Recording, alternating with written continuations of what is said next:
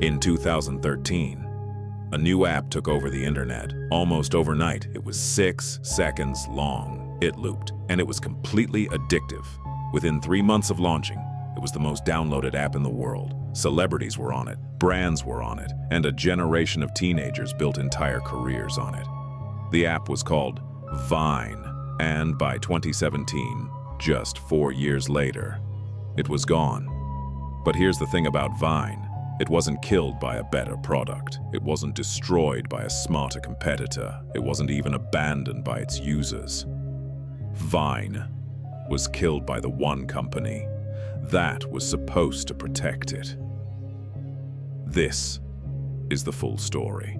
It started, like most great ideas, with a problem. In 2012, 3 entrepreneurs, Dom Hoffman, Russ Yusupov, and Colin Kroll, wanted to build an app that made filming and sharing videos as simple as sending a text, fast, effortless, no editing required. But they hit a technical wall. Videos were too large, too slow to load, too difficult to share seamlessly. So, they made a decision that would accidentally change the internet forever. They capped every video at 6 seconds. And that limitation, born out of necessity, not creativity, turned out to be the app's superpower. 6 seconds was just enough time to make someone laugh, surprise them, or leave them wanting more. And because the videos looped automatically, people watched them again and again without even thinking about it. Before Vine had even launched publicly, Twitter noticed. In October 2012, they acquired the startup for $30 million, one of the fastest acquisitions in tech history. The founders hadn't even released the app yet. On January 24, 2013, Vine officially launched on iOS, and the internet reacted immediately. By April, just 3 months later, Vine became the #1 free app on the App Store. Not just in one country, globally. The first threat came just 5 months after Vine launched. In June 2013, Instagram, already owned by Facebook, quietly added VideoPiche to its app. 15 seconds, no looping required, more freedom, bigger audience. It wasn't a direct attack. Instagram didn't say, "We're here to kill Vine." They didn't have to. They just gave users more, and users noticed. For Vine's leadership, the response was slow, dangerously slow, while Instagram kept evolving. Vine barely changed at all. The 6-second limit stayed, the features stayed the same, and the app that once felt revolutionary started feeling frozen in time. But the product wasn't even the biggest problem. The biggest problem was money. More specifically, the fact that Vine's creators weren't making any. YouTube had the partner program. Instagram had brand deals, but Vine had nothing. No monetization system, no revenue sharing, no official way for creators to earn money from the platform that was making them famous. The people building Vine's culture, posting constantly, driving billions of views, were doing it for free. And eventually, that stopped being enough. Creators started leaving. They moved to YouTube. They built audiences on Instagram. Vine became a launching pad instead of a home. And then came the moment that sealed Vine's fate. In 2016, 18 of Vine's biggest creators sat down with Vine leadership. They had a proposal. They would stay. They would continue posting consistently. They would keep building the platform. Their price, $1.2 million each. And Vine said no. Every single one of those creators left, just as they promised. By then, Twitter was already struggling too. Growth had stalled, pressure was building, and Vine was slowly being abandoned by its creators, by its leadership, and by the company that was supposed to protect it.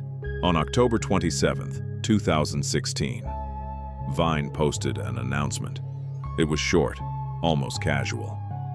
Today, we are sharing the news that in the coming months, we'll be discontinuing the mobile app. That was it. No warning, no real explanation, no roadmap for what came next. Just a few sentences that effectively ended an entire era of the internet. 200 million users, hundreds of creators, billions of views, and it all came crashing down. With a blog post, the reaction was immediate. Shock, confusion, anger.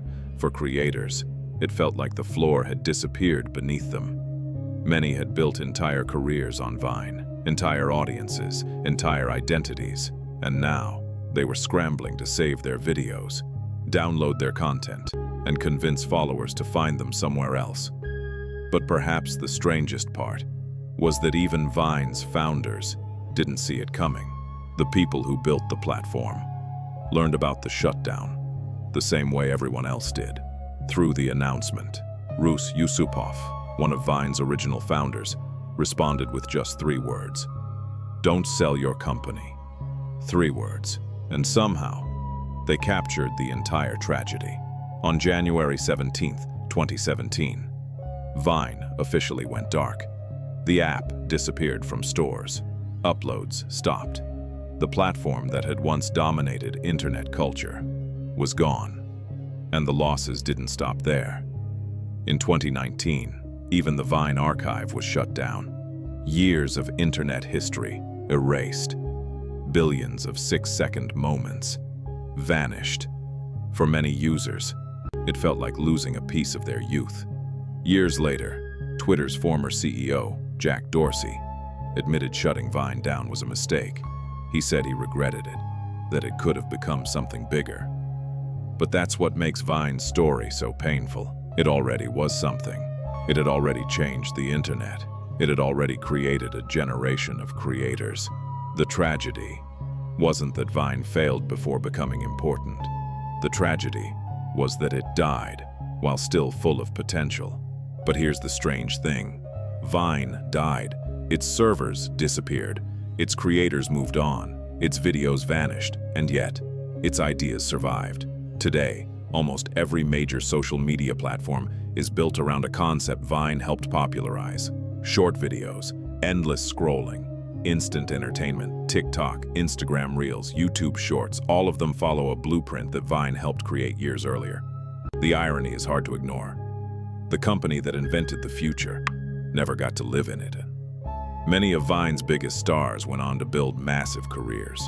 Some became YouTubers, some became musicians, some became entrepreneurs, and some became household names. The 6-second format may have disappeared, but the generation it created did not. Even now, millions of people still remember their favorite Vines, not because they were long, not because they were polished, but because they were memorable. Vine proved something the internet had never fully understood before. Creativity thrives under constraints. 6 seconds forced people to be smarter, funnier, more original. And in doing so, it changed online culture forever. Most companies fail because nobody notices them. Vine failed for a different reason. Everyone noticed, everyone loved it, and everyone assumed it would always be there. But it wasn't. Vine lasted only 4 years, yet its influence can still be seen. Every time someone opens TikTok, every time someone watches a reel, every time someone scrolls through shorts. In a way, Vine never really disappeared. It just changed its name. And that might be the most remarkable part of the story.